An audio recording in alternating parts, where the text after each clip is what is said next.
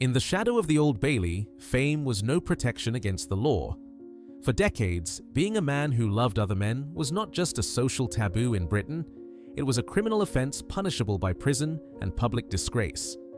To survive, many of the nation's greatest idols were forced to live a lie.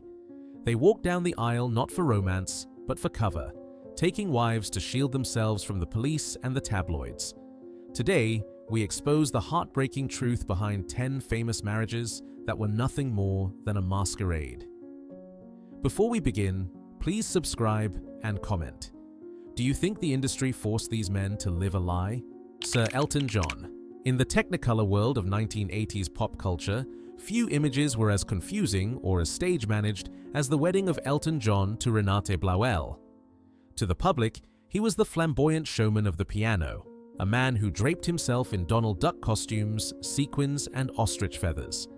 He was a global icon who had defined the sound of the 70s, yet in 1984, on a sudden impulse in Sydney, Australia, he walked down the aisle with a German sound engineer in a ceremony that stunned the press.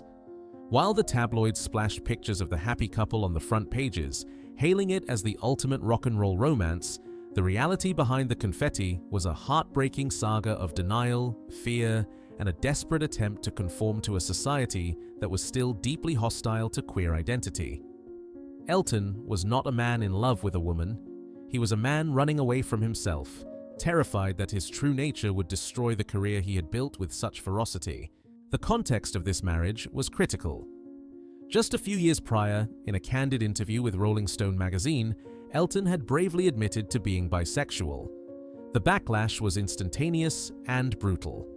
In the United States, radio stations burned his records, sales plummeted, and the Rocket Man found himself alienated from the conservative heartland that bought his albums. The message from the industry was clear: deviance would not be tolerated. Terrified of losing his audience and struggling with a spiraling addiction to illicit substances and alcohol, Elton retreated into the closet, slamming the door shut. The marriage to Renate was, in many ways, a grand public relations exercise, a shield constructed to deflect the rumors and prove to the world that he was a normal man capable of a traditional life. He convinced himself that he could change, that he could love a woman and be the husband society expected him to be.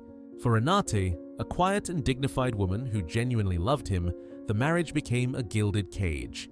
She was thrust into the spotlight, analyzed by a vicious press pack that mocked her appearance and speculated on the validity of their union from day one.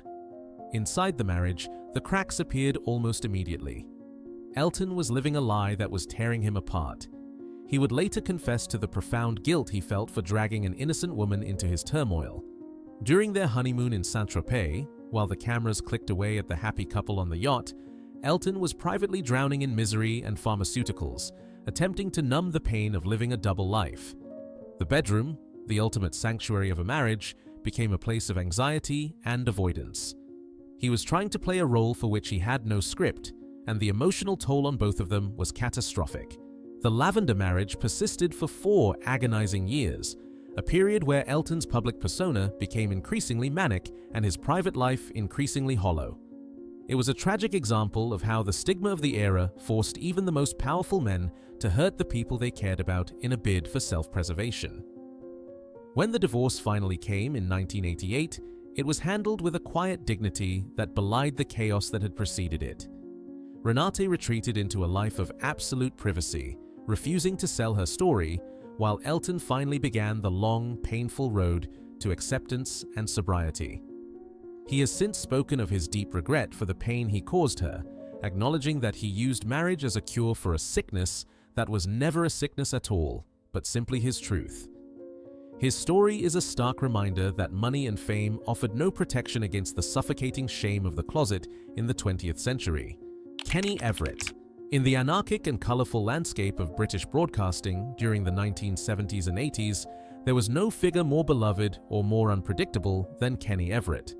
With his chaotic energy, his barrage of sound effects, and his roster of outrageous characters like the scantily clad Cupid stunt, he was a comedic genius who revolutionized radio and television. To the millions of viewers who tuned into the Kenny Everett video show, he was the zany, heteronormative jester who flirted with the dancers, known as hot gossip, and maintained a public image of harmless eccentricity.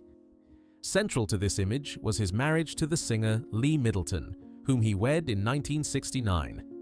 The press hailed them as a golden couple of the entertainment world, a quirky duo who seemed perfectly matched in their zest for life.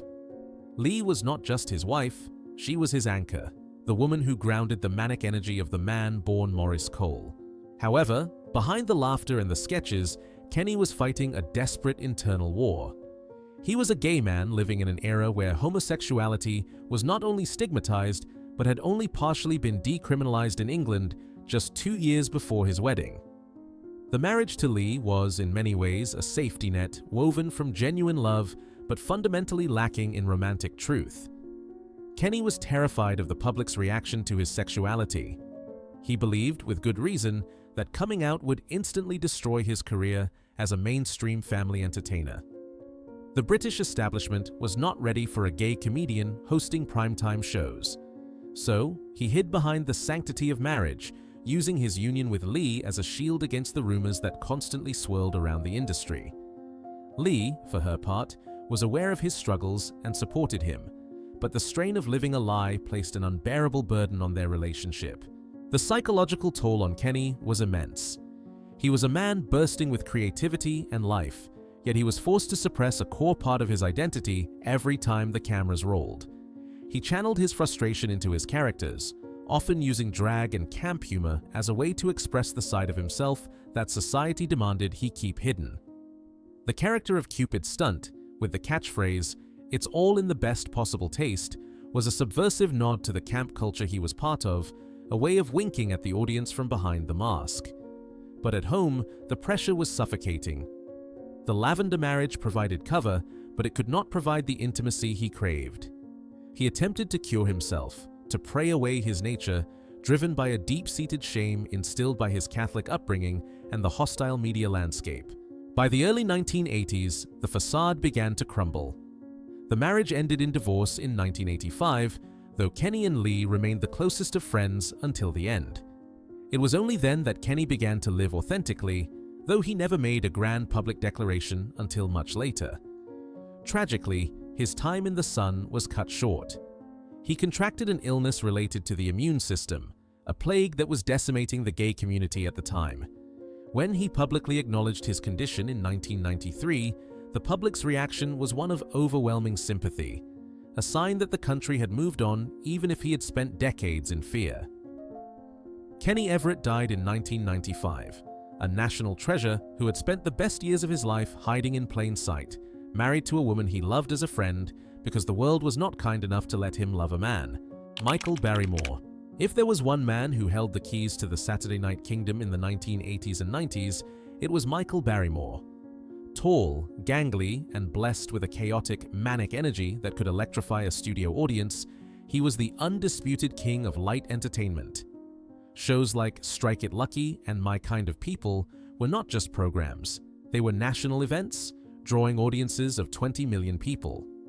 Barrymore was the ultimate showman, a man who could make a grandmother laugh and a teenager scream in the same breath. Central to his meteoric rise and his carefully curated image was his marriage to Cheryl Coughlin, a dancer he wed in 1976. They were presented as the golden power couple of British showbiz, Michael the talent, Cheryl the shrewd manager who organized his life and built the empire. To the public, their union was a partnership of love and ambition, a rock-solid foundation in a fickle industry. However, beneath the shiny veneer of magazine covers and national television awards, Michael Barrymore was a man at war with his own soul. He was gay, living in an era where, although legal, homosexuality was still the subject of deep stigma, particularly for a mainstream family entertainer whose audience stretched from the conservative shires to the working-class clubs. The marriage to Cheryl was, by his own later admission, a desperate attempt to suppress his true nature and fit into the mold of the acceptable celebrity. He loved Cheryl deeply, but it was a love complicated by a fundamental lie. He was terrified that the truth would shatter his career, that the audience who adored him would turn their backs if they knew he preferred men. The industry, too, was complicit. Agents and executives knew the value of a straight leading man and the risk of a gay one. The pressure of maintaining this facade was crushing. Barrymore turned to alcohol and drugs to numb the pain of living a double life. The man who was the life and soul of the party on screen was often drowning in misery off it.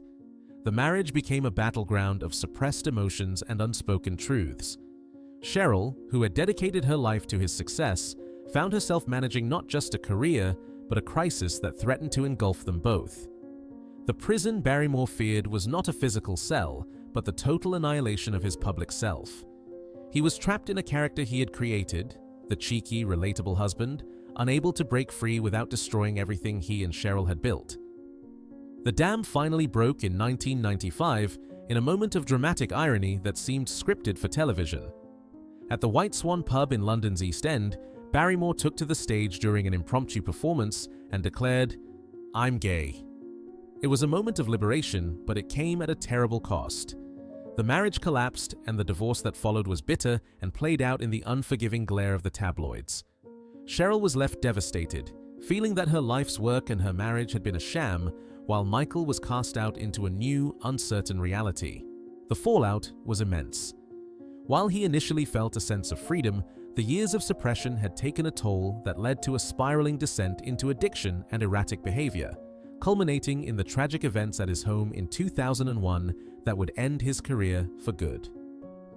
Michael Barrymore's story is a tragedy of the closet, a man who conquered the world of entertainment but lost himself in the process, proving that no amount of applause can silence the noise of a secret kept for too long. Lawrence Harvey. In the stark, monochrome world of 1950s and 60s British cinema, Lawrence Harvey was the ultimate brooding anti-hero. With his sharp cheekbones, cool arrogance, and clipped accent, he became an international sensation after his Oscar-nominated performance in Room at the Top. He was the face of the angry young man generation, a star who exuded a raw, masculine virility that made him a heartthrob on both sides of the Atlantic.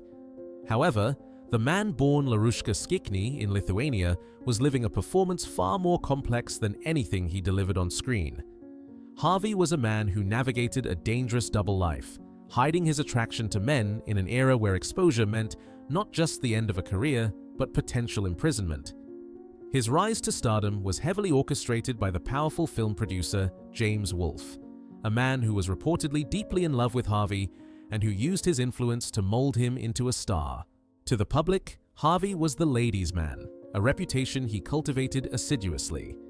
But in the corridors of the industry, his close relationship with Wolfe was the subject of intense gossip. To silence the whispers and secure his transition from British success to Hollywood leading man, Harvey needed a wife. In 1957, he married the celebrated actress Margaret Leighton. On paper, it was a match made in heaven, two titans of the stage and screen uniting. In reality, it was a turbulent and unhappy union that many insiders viewed as a strategic alliance designed to provide Harvey with the ultimate cover. Leighton, older and intellectually formidable, provided the respectability Harvey needed to ward off questions about his sexuality and his intense friendship with Wolfe. The marriage was a lavender arrangement that came at a high personal cost. Harvey was known to be volatile and verbally abusive, perhaps a manifestation of the frustration he felt at having to suppress his true nature. He was trapped in the golden handcuffs of fame, forced to play the role of the heteronormative husband to satisfy the conservative morality of the film studios. While he did eventually have relationships with women and married 2 more times, the shadow of his early years and the desperate need for a beard in the 1950s defined his trajectory. He was a man who reinvented himself completely, changing his name, his voice, and his history. And his marriage was just another layer of the mask. Lawrence Harvey died of cancer at the tragically young age of 45, a star who burned brightly but was consumed by the pressure of maintaining an image that was never fully real. Jeremy Brett. To millions of viewers around the world, he is the definitive Sherlock Holmes, a man who portrayed the great detective with a neurotic, razor-sharp intensity that has never been equaled. However, long before he donned the deerstalker in the 1980s, Jeremy Brett was the golden boy of the British stage and screen, a man of such breathtaking beauty that he was cast as the romantic lead Freddie Ainsford Hill in the Hollywood blockbuster My Fair Lady. With his chiseled jaw, his piercing eyes, and his aristocratic voice, he was a heartthrob who made hearts flutter across the nation.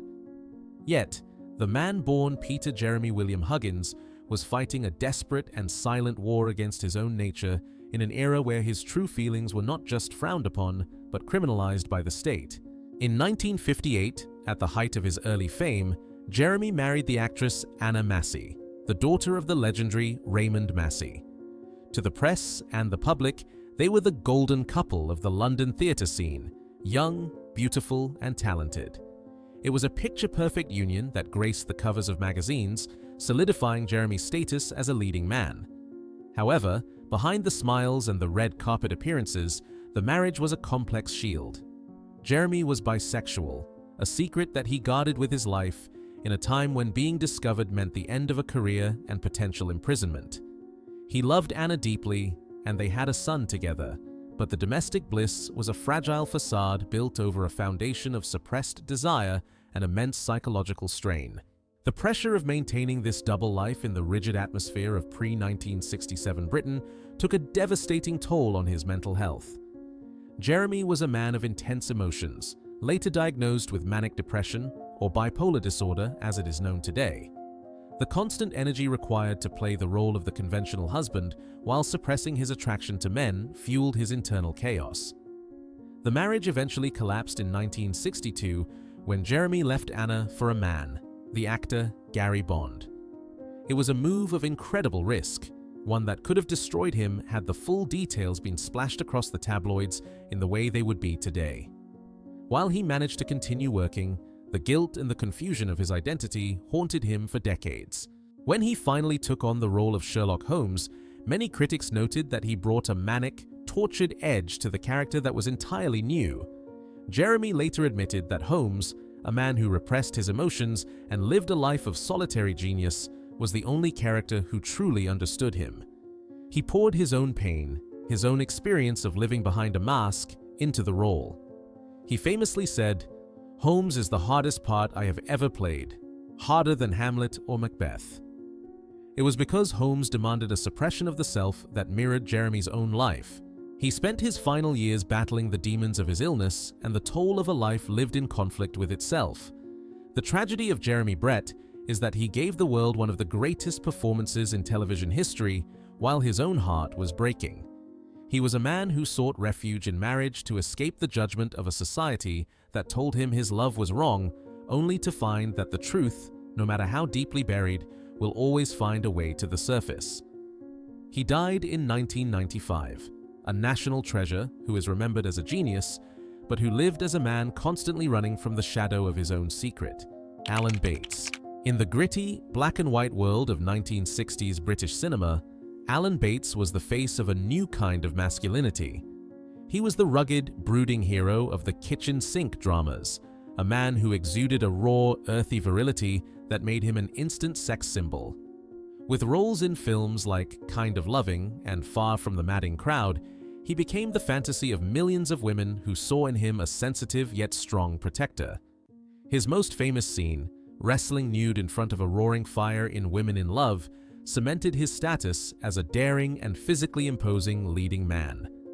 To the public and the press, Alan Bates was the ultimate ladies' man, a star whose on-screen chemistry with actresses like Julie Christie was electric and undeniable. However, behind the carefully constructed image of the northern heartthrob lay a complex and tortured reality.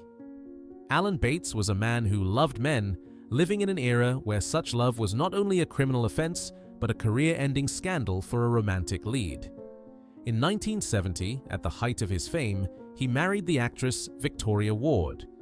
To the outside world, it was a passionate union of two artistic souls, a bohemian marriage that produced twin sons and painted a picture of domestic stability. In reality, the marriage was a fortress built to keep the world at bay. It was widely understood within their private circle that the union was unconventional, a lavender marriage of sorts that provided Alan with the cover he desperately needed to maintain his status as a box office draw. The pressure of living this double life was immense. While he was a devoted father and cared for Victoria, Alan's heart often lay elsewhere.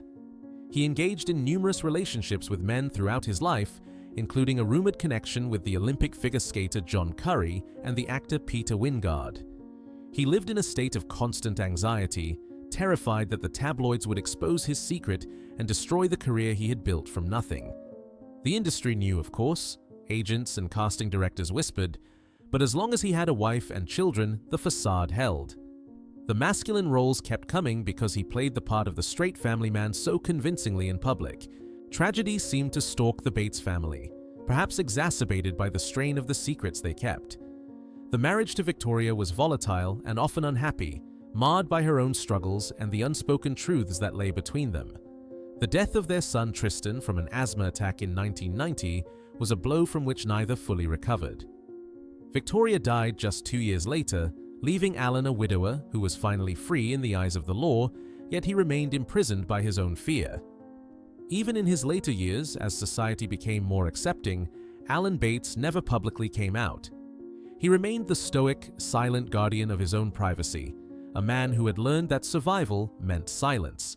He continued to work until the very end, delivering powerful performances in films like Gosford Park, but the weight of his hidden life was always there, a shadow in his eyes that gave his characters a haunting depth. When he died in 2003, he took his secret to the grave, a national treasure who had been knighted by the Queen but had never felt safe enough to be himself. His story is a poignant reminder of the sacrifices made by the angry young men of the 60s who rebelled against everything on screen except the suffocating social norms that ruled their private lives. He was the man every woman wanted, but he was a man who could never fully give himself to anyone, trapped by the expectations of an audience who only saw the mask. Sir Alec Guinness. To the modern generation, he is the wise and mystical Obi-Wan Kenobi, the Jedi Master who guided Luke Skywalker in Star Wars. To cinema historians, he is the man of 1,000 faces, the chameleon who disappeared into roles in The Bridge on the River Kwai and Kind Hearts and Coronets. Sir Alec Guinness was the epitome of the respectable British gentleman, polite, private, and deeply religious. He was a pillar of the establishment, a man knighted by the Queen in 1959, whose marriage to the artist Marula Salomon lasted for 62 years until his death. To the outside world, their union was the bedrock of his life, a testament to traditional values in a fickle industry. However, beneath the calm surface of his domestic life, Guinness was a man tormented by a secret that he spent his entire existence trying to suppress and atone for. Guinness was bisexual, living in a time when acting on his desires was a criminal offense that led to imprisonment and social ruin. His marriage to Marula in 1938 was a genuine partnership of minds, but it also served as a necessary fortress against a world that would have destroyed him. The fear of exposure was not hypothetical for Guinness, it was a terrifying reality. In 1946, just as his career was beginning to ascend, he was arrested and fined £10 for persistent importuning in a public lavatory in Liverpool. In a stroke of luck that seems impossible today, he managed to give a false name to the police, identifying himself as Herbert Pocket, a character from Great Expectations, and the incident was buried. Had the press discovered that the rising star of British theatre had been caught in such a compromising position, his career would have ended before it had truly begun. This near miss instilled a deep, paralyzing paranoia in Guinness. He constructed a life of rigid compartmentalization. On one side was the celebrated actor and the devoted husband. On the other was a man who allegedly continued to seek out dangerous, anonymous encounters in the shadows of London well into his later years. The strain of this double life was immense. Guinness sought refuge not just in his marriage, but in religion. He converted to Roman Catholicism in the 1950s, a move that many biographers believe was driven by a desperate need for forgiveness and a structure to contain his sinful impulses. He viewed his own nature with a mixture of shame and self-loathing, constantly fighting a war between his faith and his instincts. For Marula, the marriage was a complex arrangement of silence and support. She was aware of her husband's struggles and his demons, yet she remained his steadfast companion, providing the stability he craved. They lived a quiet, almost reclusive life in the countryside, far away from the prying eyes of the London scene. This isolation was deliberate. It was a way to minimize the risk of scandal. Guinness was terrified that the mask would slip, that the public who revered him as the moral compass of the galaxy would see the conflicted, frightened man beneath the robes. He famously hated his role in Star Wars, perhaps because the global fame it brought threatened the privacy he had so carefully cultivated. Sir Alec Guinness died in 2000, taking his secrets to the grave. It was only after his death, with the publication of candid biographies, that the full extent of his hidden life was revealed. His story is a poignant example of how the golden age of British cinema was built on the backs of men who were forced to hide their true selves. He was a master of disguise on screen, but his greatest performance was the one he lived every day, the role of the straight, conventional family man played to perfection to save himself from a society that would never have forgiven him for being human. Denholm Elliott. To a generation of moviegoers in the 1980s, he was the lovable, slightly shambolic Marcus Brody in the Indiana Jones franchise, or the quintessentially English butler in Trading Places. Denholm Elliott was a master of the screen, a man whose craggy face and twinkling eyes conveyed a sense of worldly charm and harmless eccentricity.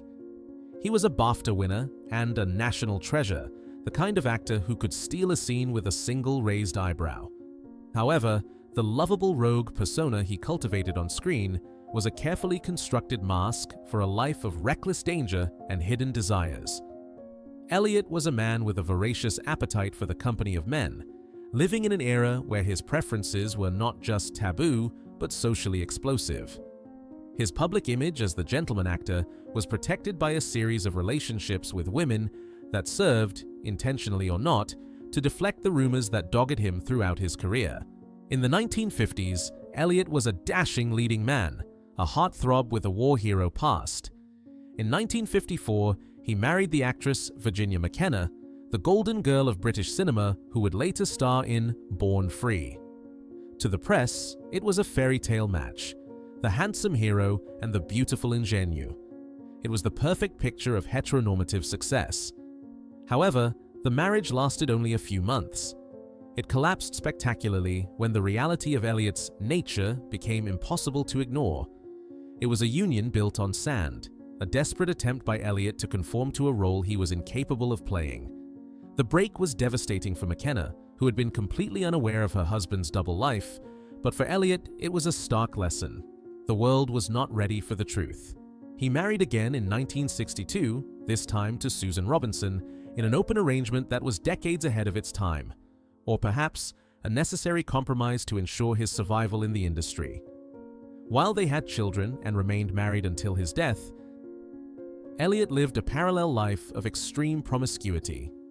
He was a regular in the underground clubs of Soho and the nightlife of Ibiza, seeking out dangerous encounters with strangers.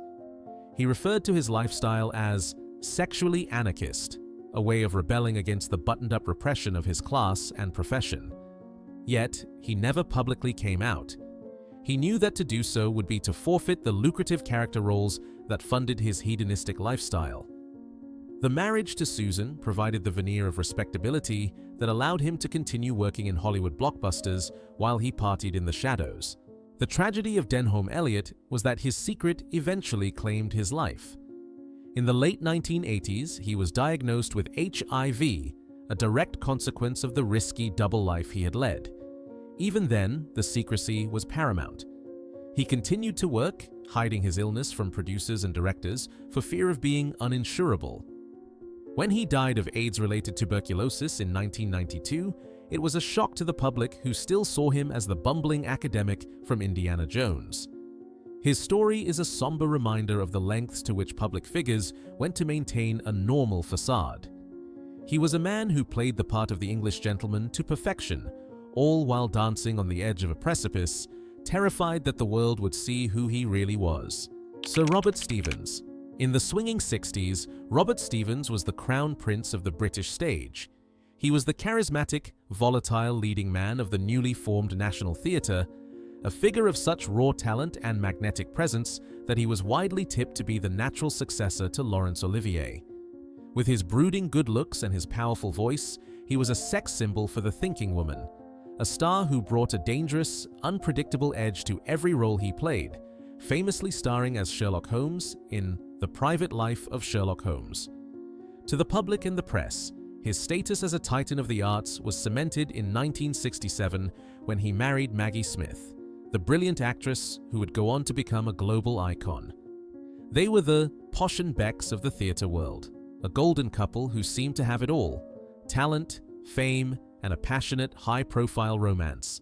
However, behind the glamour of their red carpet appearances and their work together on stage, Stevens was a man consumed by a chaotic and complex private life.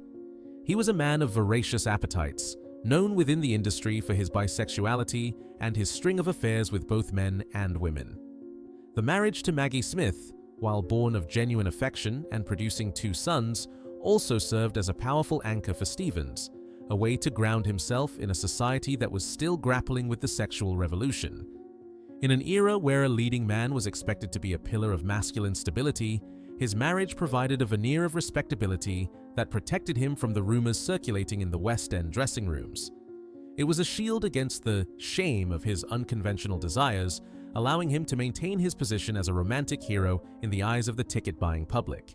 The pressure of maintaining this facade, combined with his own professional insecurities, began to rot the relationship from the inside out.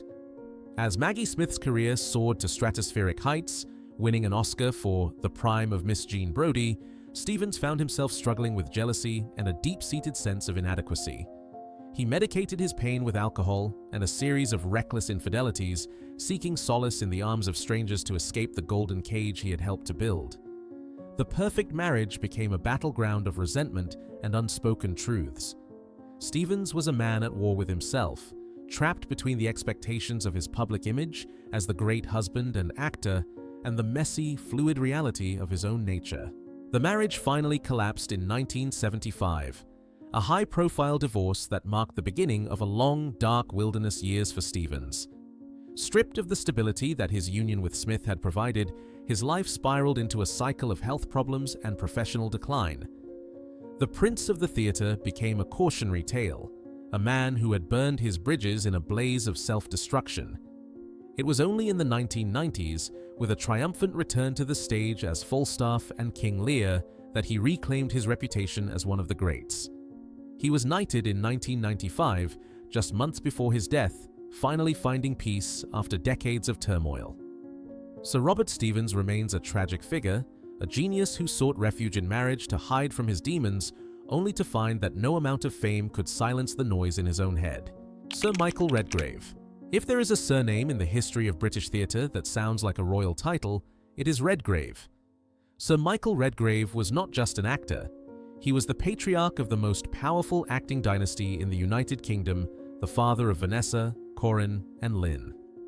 In the mid-20th century, he was the embodiment of masculine beauty and intellectual power. Tall, statuesque, and possessing a voice that could silence a crowded auditorium, he shot to fame following his role in Alfred Hitchcock's masterpiece, The Lady Vanishes. To the public, he was the ideal romantic hero, a man dreamed of by millions of women. His marriage to the actress Rachel Kempson, celebrated in 1935, was considered the benchmark of marital fidelity and stability. They lived together for 50 years until his death, projecting an image of an unbreakable union between 2 creative titans. However, behind the facade of this perfect marriage lay a secret that could have destroyed Redgrave in a heartbeat. Sir Michael was bisexual, a man whose true passions and desires were directed towards men at a time when this was considered not just a sin, but a serious criminal offense. In the 1930s and 40s, men in Britain were imprisoned for years for such connections, subjected to forced treatments, and faced total social ostracism. Redgrave lived in a constant, chilling fear of exposure. His marriage to Rachel Kempson was, in essence, a lavender union, an arrangement based on deep friendship and respect, but devoid of traditional romantic exclusivity. Rachel knew of her husband's nature from the very beginning, and displaying incredible patience and wisdom, agreed to these terms to save the family and Michael's career. The psychological pressure Redgrave was under was monstrous. In his personal diaries, which were published only after his death, he described his internal struggle with agonizing candor. He called his nature a curse and a sickness, trying to suppress his instincts to fit the image of the respectable head of the family. He knew that one wrong step, one accidental encounter with the police or a blackmailer, could lead to catastrophe. In those years, even rumors could close the doors of theaters and film studios forever. The marriage became his fortress, a shield he held up to deflect society's suspicions. He played the role of the exemplary family man with the same mastery he applied to Hamlet or King Lear, but this role came at the cost of immense nervous strain. For decades, Redgrave maintained relationships with men, one of whom was Bob Michel, and these connections were carefully hidden from the public eye. Rachel Kempson, in turn, also sought comfort elsewhere, but they always returned to each other, bound by the invisible threads of a shared secret and mutual support. It was a life in a gilded cage where external success and recognition coexisted with deep internal loneliness. Redgrave felt guilt towards his wife for not being able to give her the love she deserved, and guilt towards himself for being forced to live a lie. His suffering was compounded by Parkinson's disease in his later years, which gradually stripped him of the ability to work, leaving him alone with memories and regrets. Sir Michael Redgrave passed away in 1985, taking his secret to the grave. It was only years later, when his family decided to reveal the truth, that the world learned the price he paid for his flawless image. His story is perhaps the most poignant example of how the laws and prejudices of an era broke the destinies of great men. He was forced to hide behind his wife to escape prison, and although he left behind a great legacy in his children and roles, his private life remains a tragic monument to a time when love was considered a crime. He was a national treasure that the nation would have destroyed had it known who he truly was.